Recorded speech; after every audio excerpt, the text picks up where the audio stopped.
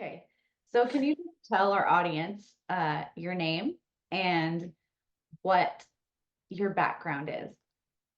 Oh, wow. So my name is Sara Racey-Batraville, and my background, well, my husband and I just moved to Arizona. We didn't just move about 4 years ago. And I was a model and actress in New York City for about 15 years. And I was on that lovely show a million years ago, America's Next Top Model.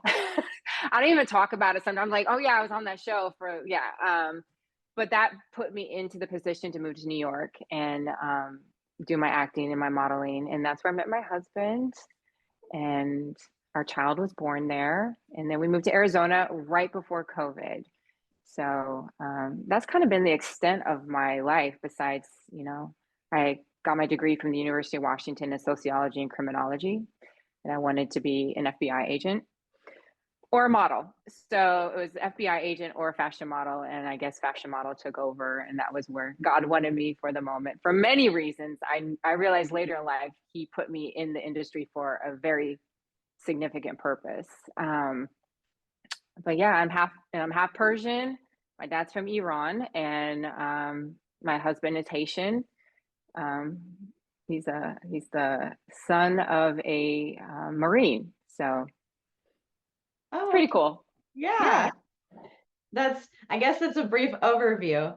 So Yes. I really, I really want to get into like what, how you got into that and then ended up leaving that lifestyle and now you're living your faith and Mhm. you have a Catholic business of your own. I Um, know. It's awesome.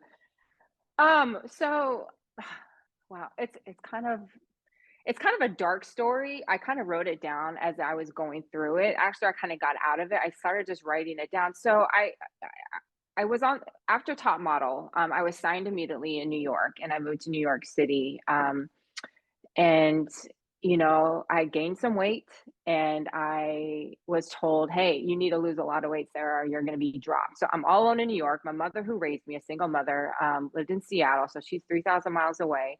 I'm here in this big city, and I'm being told that your career is over before it even began.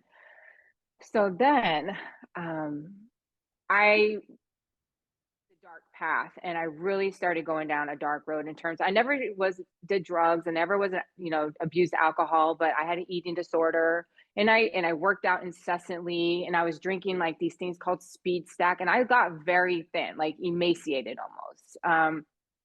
And I got signed again, and then my career kind of took off.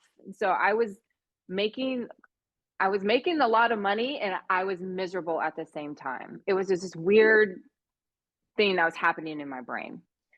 And I was just so unhappy, and everything was about me. My agents were like constantly on me. And I know people are like, "Oh, you models are so pathetic. Like, shut up." Like, and I get that. I see that, like, oh my gosh. And I was never a victim. I was like, I always understood that there was something bigger working in my favor. But at the time, I kind of had to go through that process. And lo and behold, it was just the most random thing. It was one day I was sitting in my little apartment in East Harlem, and this before I met my husband. I was in a very bad relationship with somebody that was abusive and all this stuff. And I it was a Virginia Tech shooting, the most random thing. It was on my TV, my little TV.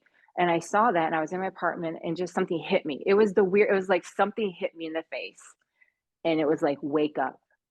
And I ran downstairs. I got my little uh, what's it called, the yellow no, the yellow pages, the old school yellow pages, and something said, go find a church, go back home. And I was in the yellow pages, literally looking up Catholic church in New York, and I found one, and Blessed Sacrament on the Upper West Side, and I started going back to mass right after that. And it when I tell you my life changed dramatically from that moment on, it changed dramatically from that moment on. Because my mother, Laura, she had told me later on that she was so beside herself that she had to give me up to Mother Mary. She said, "I cannot take the stress of my daughter. I don't know what's happening to you.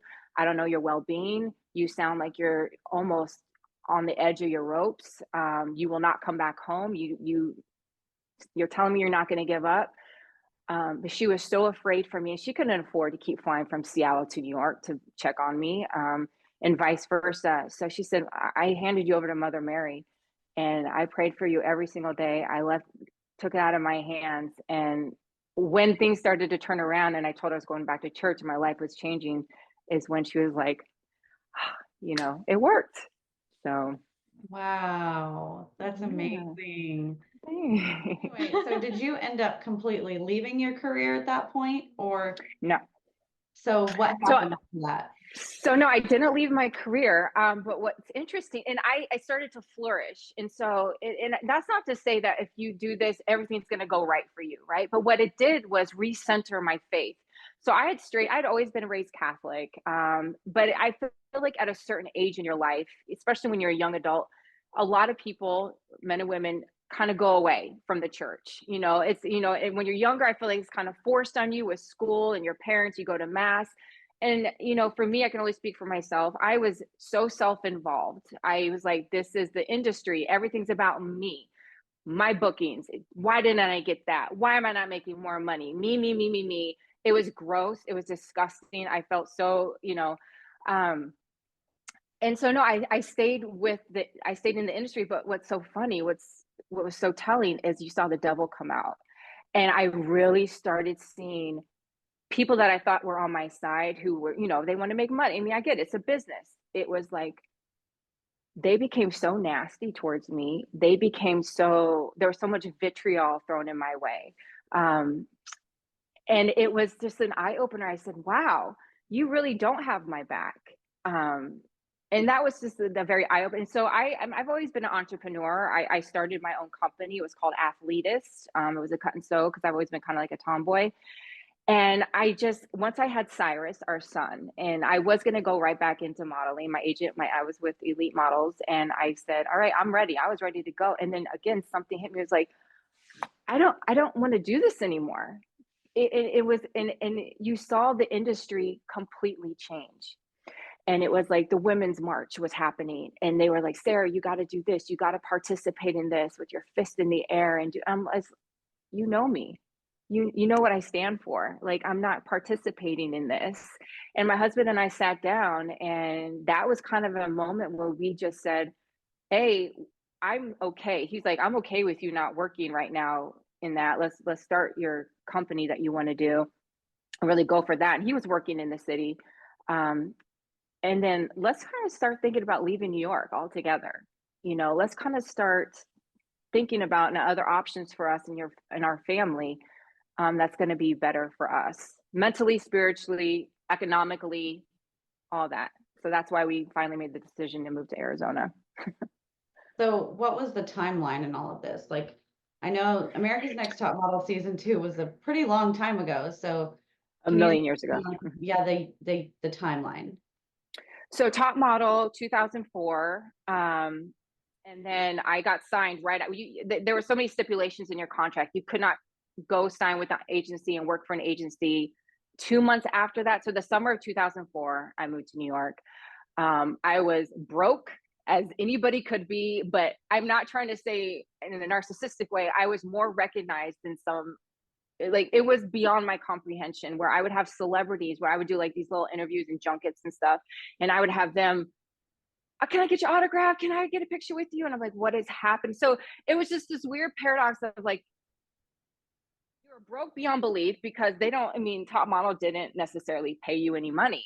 You had notoriety. And then you now have to bust your behind to now get a contract and start from the bottom to work. It was that kind of ladder that you had to climb, which is fine. We knew what I believe I knew what I was signing up for. I am somebody I don't play the victim in any way, shape, or form, but it was a very weird thing happening because everybody expected one thing, but your life was really something else.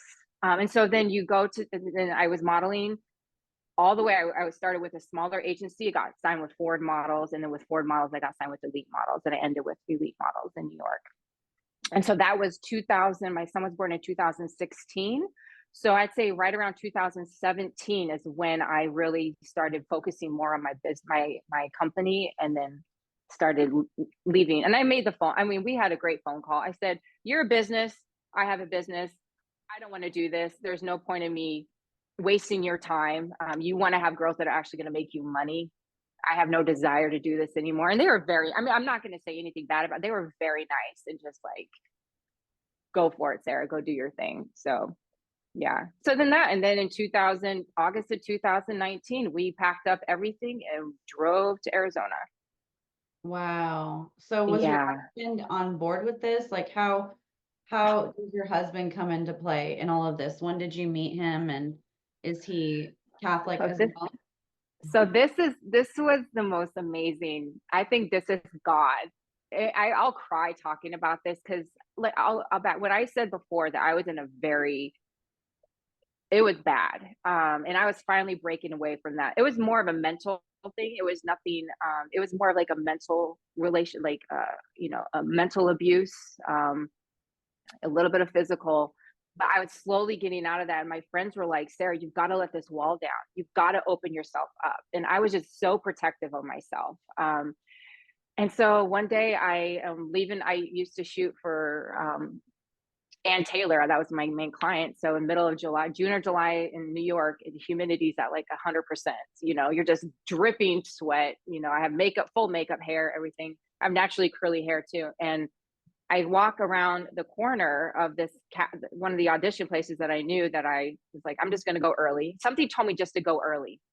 And I'm walking, and this beautiful man was chaining up his bike. And I when I tell you that my heart stopped, and I was like, you knew. And that this man right here, it sounds so corny. I know it does, but I knew God was talking to me in that moment. Like, this is the person that you're going to meet today, Sarah. And so he saw me, and I'm very like, take the bull by the horns, like, come on, let's go. You don't know what you're doing. He was not a model. He just went on random, but a friend had woken him up that morning on accident. Didn't mean to call him to wake him up because he hated modeling, but he said, "Oh man, I worked late last night. I'm just going to sleep in." And he was like, "Get up, go to this audition. What do you have to lose?" And so he just happened to go to that audition at that time.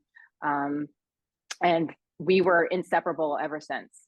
And we were married 2 years later, year and a half later, 2 years later. And yeah, And is he had our Catholic son. as well? He's Catholic. Yeah. So yeah, he's Catholic. He was raised Catholic. And so what's full circle is I found that church that day before I met him, Blessed Sacrament.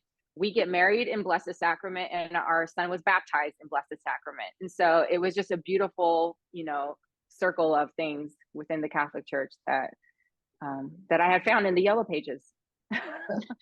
So it was just very providential. The whole thing was put together providentially. Oh, you couldn't.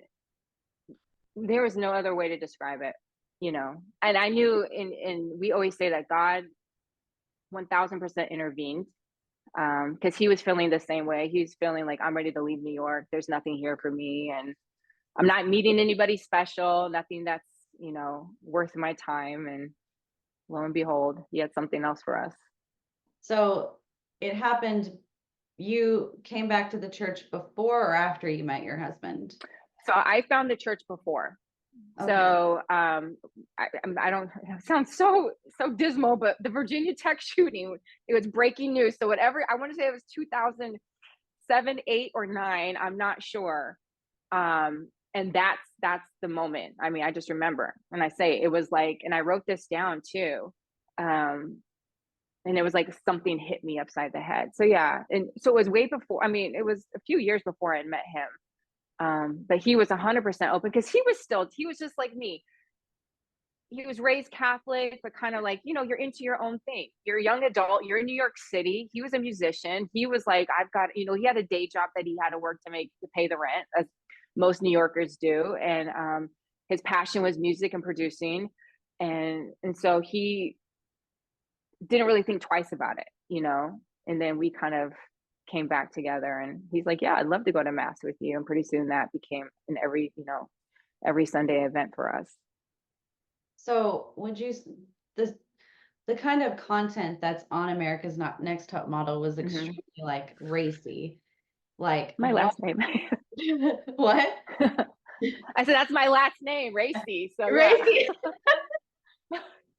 I did Yeah. not even put that together. Yeah.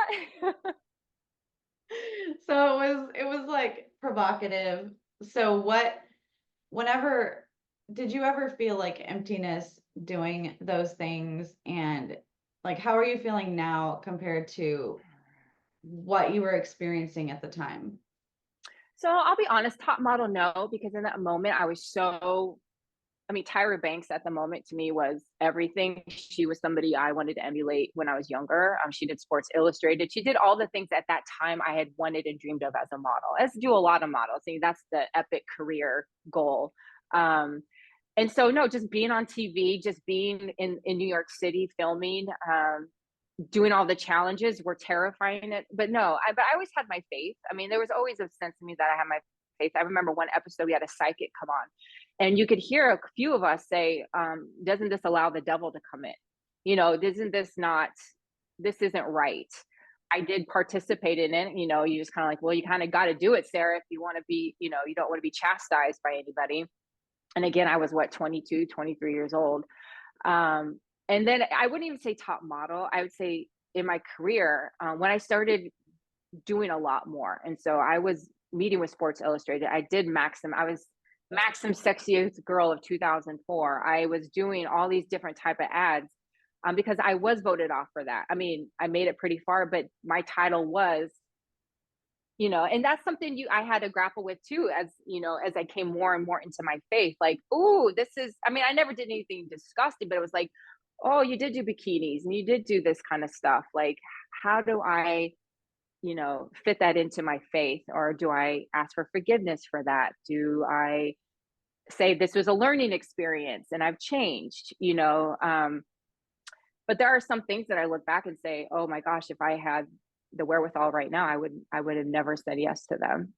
Because, you know, there was a girl on our, and again, I understand top model, my season was a gazillion years ago, so I'm not trying to ride the curtails of it, but there was a girl, Anna, who got voted off right away, and she refused to do the first shoot, which was a nudity shoot where we were all painted.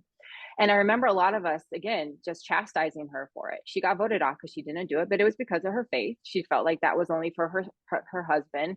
And like, looking back on it now as I'm older, even before, I mean, just years ago, I said, I get it. I understand. You know, you did the right thing for you. So I think growing, becoming older, knowing eternity is forever. I think people don't really comprehend that. They think it's just cliche. And if Mhm. you really like think about that, you're like, okay, I need to get right with God. And now you have a Catholic business, you're practicing your Yeah, faith, and this is the first time you've told your story. So, yeah, like, what would you like to tell people about just your experience and maybe people who are also struggling with that inner battle, like they want to be yeah, famous and they want to do all these things, yeah, um, but I mean, the whole point of living on this earth is being countercultural and yeah, being holy and yeah, trying to get to heaven. So yeah, how would you how would you help young people who are in the in that kind of a position that yeah, even you were in? And it takes a lot of bravery to have to leave yeah. them. I think the first thing that people need to do is show grace. And so it's not to look at young people and say how, or anybody for that matter, who don't feel comfortable coming in and speaking loudly about it, because there is a lot of backlash, especially within the Catholic Church right now. Like, you know, our pastor, Father Klein, talks about it all the time, just the immense amount of nastiness that comes from other people directed at the Catholic Church, is there, and we see it. I mean, I mean, even on social media, um, you know, they can be very, very nasty and mean, and which is fine. I do take it. I'm 43 years old. I don't care at this point, but I understand what I'm saying is I understand it for younger people to be afraid to do that kind of stuff. But what I would say is, you know, what it's kind of weird, but one reason my husband and I decided to start 30 Pieces of Silver is because we kind of fit in that category. I'd say we're not that old. We're not that young. We can still relate to the younger generation. We come from a very urban environment, and we have different nationalities, and we're just an eclectic group of people here, and it's okay to be Catholic is all I'm trying to tell people. It's okay. It's not this like stigma that people put. And I'm sorry to say that a lot of people have done a great job is stigmatizing Catholicism. And I think that was even with in politics too. I mean, there's a marketing machine behind it, and um, they're doing an effective job. So that's why the main slogan of 30 Pieces of Silver is "We are the culture of Christ." Because I grew up, from South Seattle to East Harlem. It's all about the culture. We are the culture, and I saw this division, and I saw this like this group and that group. It's just, one reason we have the culture of Christ is because we saw for so many years this culture, like we are the culture, we're the culture, we're the culture, and I was like, no, the culture needs to come from God first. It needs to be about Jesus first, instead of all this division. And 30 Pieces of Silver. So this is kind of why we chose this name. And people said, why 30 Pieces of Silver? And once you explain it, they were like, oh my gosh. Lent last year, so not this year. We knew that this is where God wanted to take us, my husband and I. I have been designing clothes and doing this for a long, long time. And we said, we don't want some very safe Catholic Christian word for the name. We didn't want something that everybody's like, oh yeah, that's beautiful. And our pastor was during Lent, and he kept saying it only took 30 pieces of silver for Judas. It only took 30 pieces of silver. And I looked at my husband in mass and I said, and he goes, and I said, that's it. And the reason why we chose it was because you can take what Judas went through in selling out basically Jesus for only 30 pieces of silver, betraying his friend, not to like make light of it, but to be liked, essentially, right? He did not want all these outer things to come at him and say, we don't like you anymore. You're with him. Oh my gosh, you're a horrible person. We're throwing you out. We're canceling you, essentially. And so you can transition that to today with Catholics, with Christians in general. What's your 30 pieces of silver? When you wake up every single morning, are you glorifying God first? Are you unafraid to speak God's name and Jesus' name? Are you going right or are you going left? So it's kind of like this a wake up call every day when you look down at that and said, all it took was 30 pieces of silver. What are you doing every single day to counter that and not be Judas? And that's kind of where, the brand sprung in, and our priest, Father Klein, just loved it. And because I went to him first, I said, Father, I need your approval. I need your approval for this. And he loved it. He's like, this is great. Well, that's So amazing.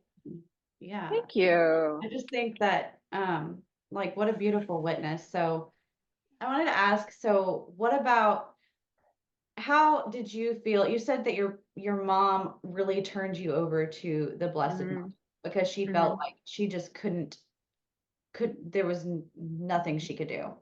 Yeah. Um, First of all, what made her feel like that? And second, Mm. how did you feel the Blessed Mother's presence and grace come to Mm-hmm. you?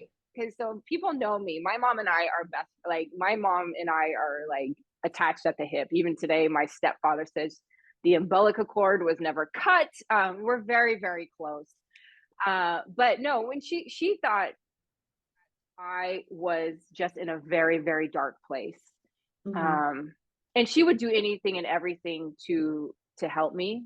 But the first thing she did was get on her knees and say, I have to hand you over to Mother Mary. I can't continue to carry this burden and stress anymore. Um, so yeah, that's what she did. And did you ever feel like Mother was talking to you? Like, or do you think it was just that grace It that was came grace. first? No, I knew I knew because God always provided for me. I don't know if you saw the documentary of Jonathan Rumi when he was starting. He was in New York. It was on Prime, and I watched, and I was in tears. Like I was sobbing because I was with him in that moment where he said, "I didn't have a penny to save my life. I had maybe negative $20 in the bank account. I was getting nowhere with auditions and acting." And he prayed and he handed it over to God. He surrendered himself, and then lo and behold, he comes home that day, and there are like 4 checks in the mail from residual checks from little things he had done before in the past. And then I think 4 months later, he had gotten the call to be play Jesus for The Chosen. So I felt God because I knew God was always providing for me. If I didn't have enough money to buy food, um, something always happens. Somebody would invite me, like, let's go to dinner, Sarah. Or I would get a residual check that I had done a job, like something I had done a long time ago. And I'm like, wait, how did this happen?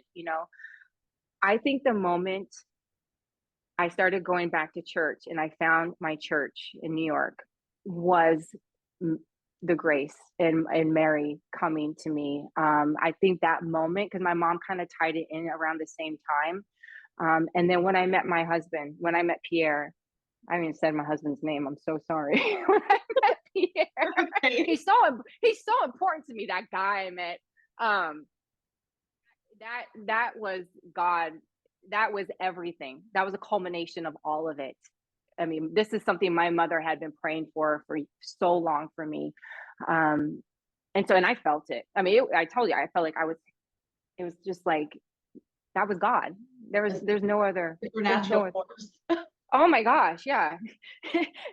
It wasn't like in New York, someone hit me in the head with a rock in New York. I was like, no, I was like struck by something in that moment. So you saw the news and you were like, What news of the Virginia Tech shooting. oh my God. So yeah, so yeah, and so that was years before I even met Pierre. Pierre was running around New York. I didn't know who this guy was. And it was in my East Harlem apartment. And yeah, I turned on the news and I had come home from my day of auditions or something. I was done for the day. And I was just in my own feelings. Again, it was one of those moments where I was just like, why didn't I get this? And why didn't I book this commercial? And I got a call back. It was just like, and I turned on the TV and it was breaking news, and all those breaking news, and they said people had been killed, somebody had got, and it was just like it was such a humbling and humiliating moment for me. It was like have you ever felt that feeling of just gross? I feel gross. I feel so disgusted with myself, um, because you were seeing things that were outside of your bubble that were happening that were so grandiose. And so yeah, that was that moment, and it was a genuine moment of somebody smack. It was like I when I write it down, because I started writing my journey called "Does God Own a Talent Agency?" And it was somebody like smacking me upside the head. Like that's exactly how it felt. It was like God was like, the moonstruck moment of Cher. You like snap out of it. Mhm. Go home. You need to go home. And that's what it was. And home was not Seattle. Home was back to the church. And I had gone to some of these other churches that a lot of people in the industry had gone to, like the Hillsongs and stuff like that. I had gone to them, and I went to another one. And it was great. I have nothing against them. It wasn't home. It wasn't what I was craving. Home was the Catholic Church. It always was. Even when I had deviated from it and was just on my own journey, I could have easily gone to any other church and been a part of that. But that wasn't what felt right to me at all. Is there anything I didn't cover that you think people should know? Oh, I pray. I pray every day. I feel like I pray the rosary. I did my rosary this morning. And I know a lot of people, even people I know, people that are still in the industry are probably gonna not like this. They don't know the extent of what I had gone through or just my faith, and that's fine. Um, I think the one thing I can tell people is that really understand how short, I know this sounds so cliche, but understand how short life is, everybody. Like, please understand that there is God, there is eternity. And I just want everybody to understand that. And we are so divided right now and hateful, and it's being done on purpose, and it's being done through darkness. And the last thing I can say is like, understand that you can fight that, and it's love. And I know it sounds crazy, but it's love. It's love. It's love. And that's it. You know, love each other. All right, you said that your husband is a firefighter, and Yes. he also, how does that play into your own family life and your faith life? Oh, I think it builds on it. I think a lot of us kind of didn't understand, we didn't appreciate first responders. At least I'll speak for myself. I always had an affinity for first responders, but I don't think until after 9/11. I think that the you know the spotlight on first responders and what they do was very much highlighted during 9/11, right? And I had moved to New York only 2 years after nine. My show was filmed only a year and a half after 9/11 had happened. So when we were filming our interviews up on the Millennium Hilton Hotel, there was still steam and debris in the air from where the buildings had fallen.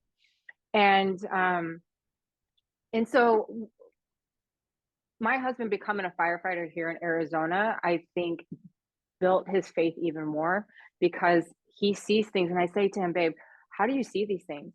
How are you able to process what you see? I can't even hear about these things. Like, I can't even I'll cry. I'm crying for these families or for that person.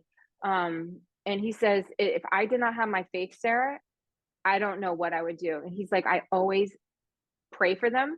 He says, I feel like one reason God put me in the position, because he joined later in life. He wasn't some young 20-year-old joining the fire department, but he was put in that position because he said, I truly feel like I pray over these families. I pray over the victims. I always talk to God. And it's just a beautiful thing. He's like, my faith is what gets me. He's like, because I believe that there is a heaven, because I know that God is with them, it gives me some type of peace to know that I can see these things and understand and process them. So it's a beautiful thing in tragedy sometimes. So how did you said also about your business? Mhm. Could you just tell me a little bit about what you were, or just elaborate a little bit more on that, about how that is, what your plans are? Okay, so essentially, like right now, you'll see a lot of our stuff like love, like your soul depends on, like our shirts and stuff, which in our culture of Christ and all that, it's amazing. I'm so grateful. But the sole purpose, a lot of what 30 Pieces of Silver Productions was about, is to produce content in terms of media. So we are an official media company in the state of Arizona. So we are able to do TV, we're able to do film, we're able to do documentaries, all that kind of stuff, interviews. And that's kind of where we really went ahead and do big things, is create content with such a strong faith-filled, um, you know, paying tribute to someone's faith. So no, we have firefighters, police, the medics, paramedics. Oh my gosh, thank you. And so they all have stories, and my husband's talked to quite a few of them. And he sat down just one-on-one privately with some of these guys. And he says, Sarah, you will not believe the stories and the amount of faith these men have. Like, it blows my mind, because they've been on this job a lot longer than I have. And it's a beautiful thing. It's a beautiful thing.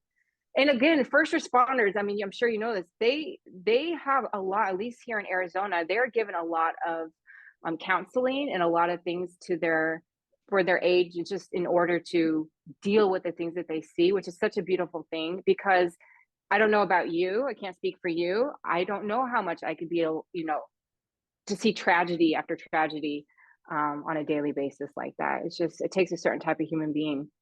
And I like to highlight that. I mean, I'm a big support our first responders, 100%, from police all the way down to paramedics, even to our nurses. Like, it's crucial.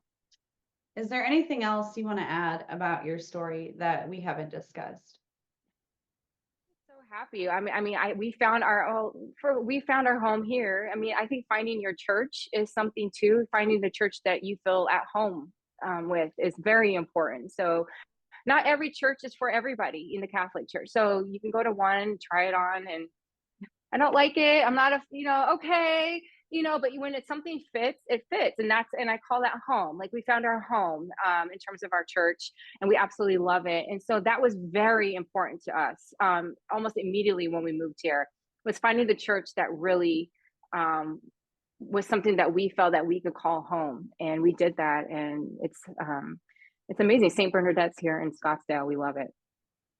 So how does all of this play into your family life now? Like what are you trying to instill in your kids since you have been in this Hollywood industry and maybe they want to get into the Hollywood industry? Oh, I oh. mean, what are you gonna do?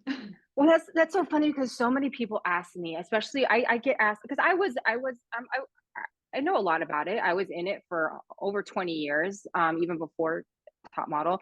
And how can I get my kid into it? How do I, because I do photography as well. So that's my other thing. I do full-time photography and I do a lot of fashion photography, and I know how to move and how to get people to do what they need to do.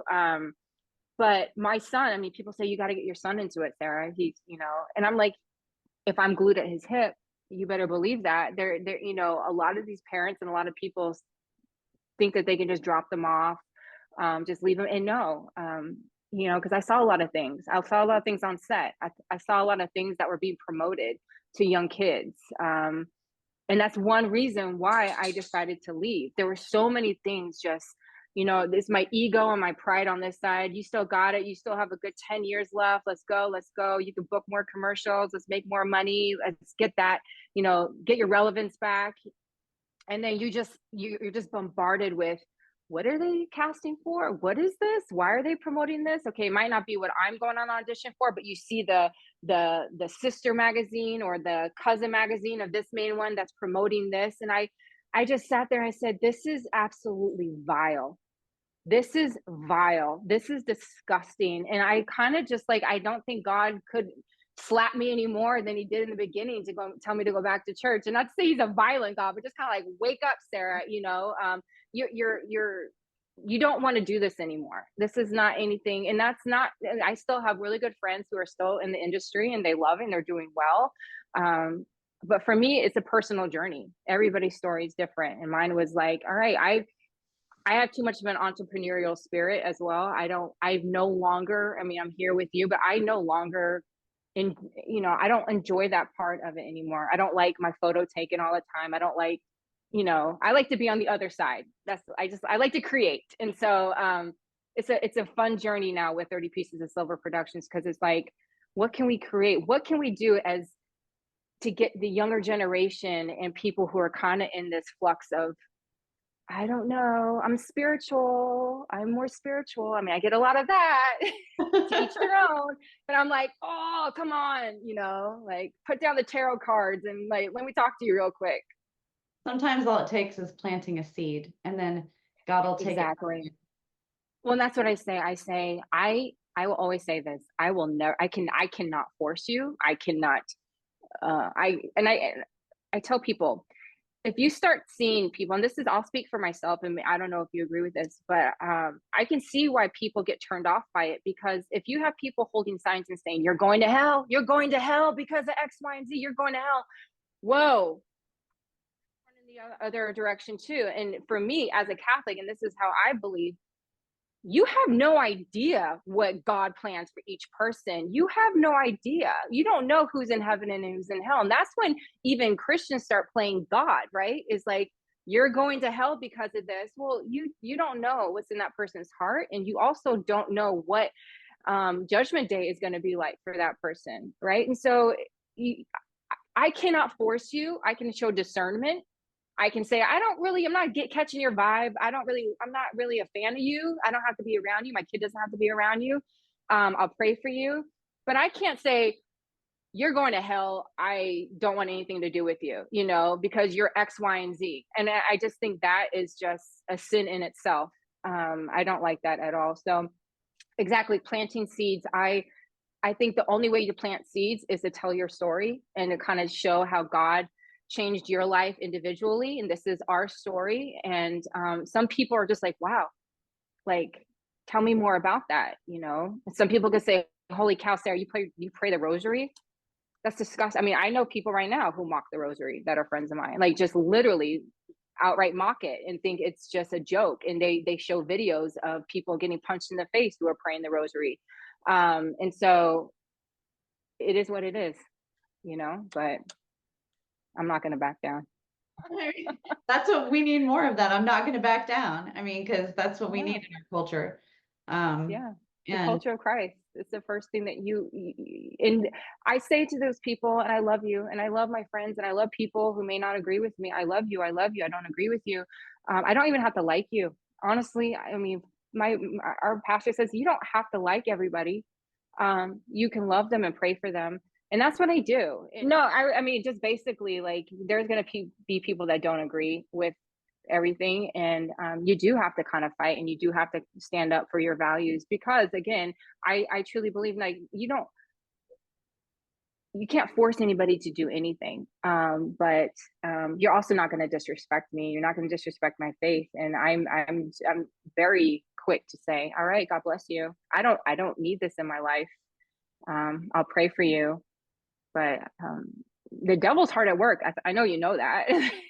I do. He's working overtime, and you see it, and it's scary. And you don't even have to be a person of faith to kind of see. I've talked to people all across, all spectrums, and they're like, yeah, there's a darkness. There's some type of darkness happening. And I'm like, yeah, get right with God. But no, the rosary is very important. Obviously, you know that. And I try to pray it every day. Well, that's wonderful. Thank you so much for Thank sharing you. that with me. Like you said earlier, what if there was one thing you wanted people to know, what would it be?